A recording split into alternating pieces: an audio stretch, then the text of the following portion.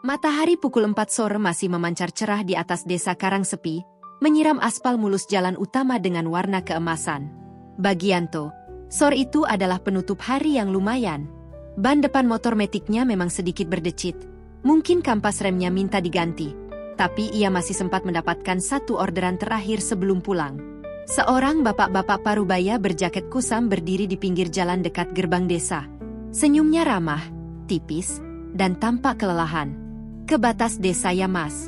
Dekat area jembatan lama," ujar bapak itu lembut saat naik ke jok belakang. "Siap pak. Mumpung cuaca lagi terang nih.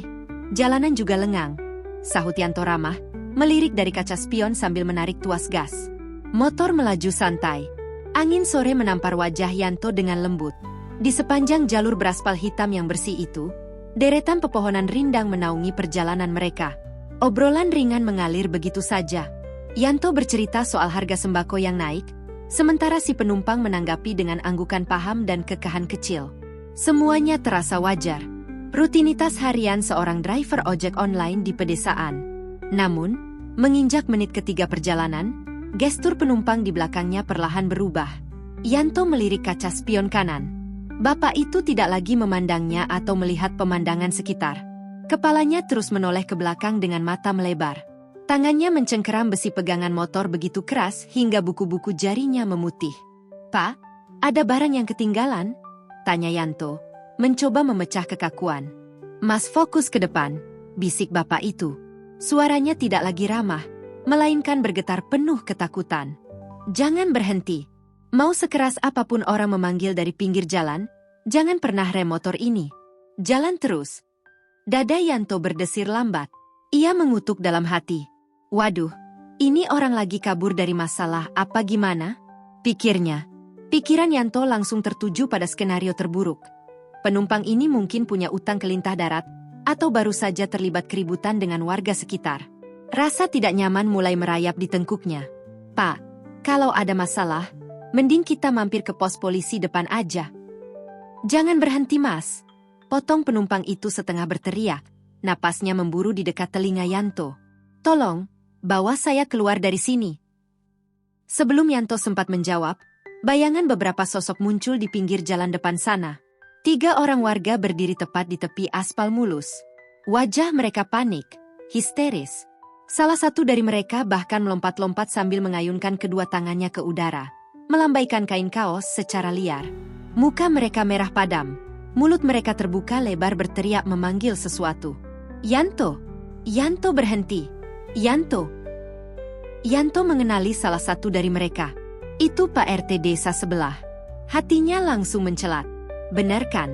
Komplotan warga mau nyegat bapak ini. "Terus mas, kencengin gasnya. Jangan dengerin mereka," bisik si penumpang tepat di samping telinganya.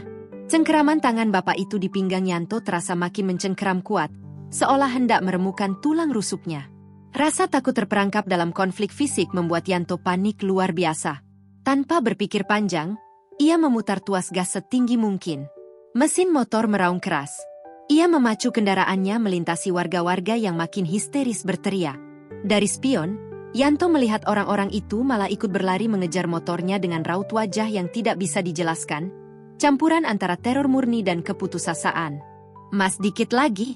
Ayo lebih cepat," seru si penumpang.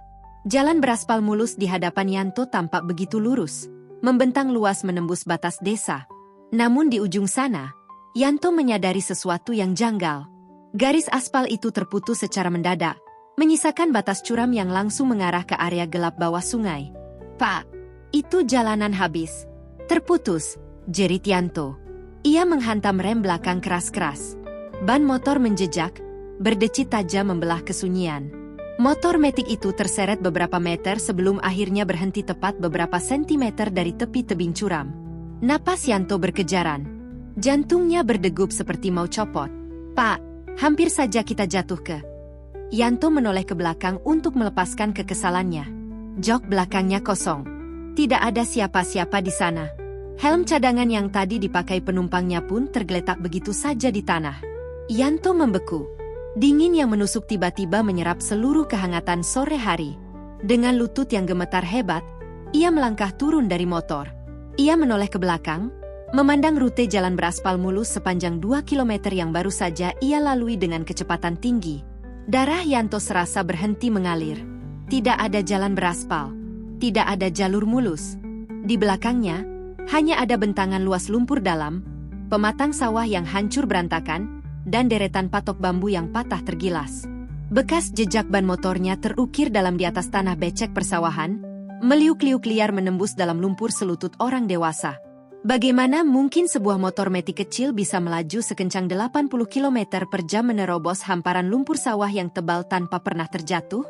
Dari kejauhan, Pak RT dan beberapa warga desa berlari terengah-engah menghampirinya. Wajah mereka pucat pasi, penuh peluh. "Yanto, kamu gila ya?" teriak Pak RT histeris begitu sampai di tepi sawah, memegangi lututnya. "Dari tadi kamu kita teriakin. Kamu numpak motor sendirian kayak kesetanan, melayang terobos lumpur sawah lurus ke arah jurang. Kamu nggak denger kita?" Yanto menyandarkan badannya ke batang pohon, lidahnya kelufur.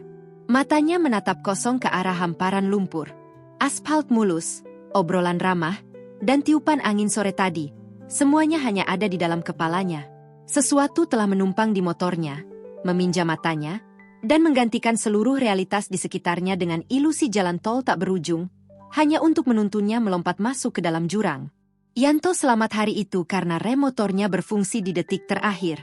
Tapi sampai sekarang, setiap kali ia mengendarai motor di jalanan yang terlalu mulus dan tenang, Yanto selalu memegang cermin spionnya.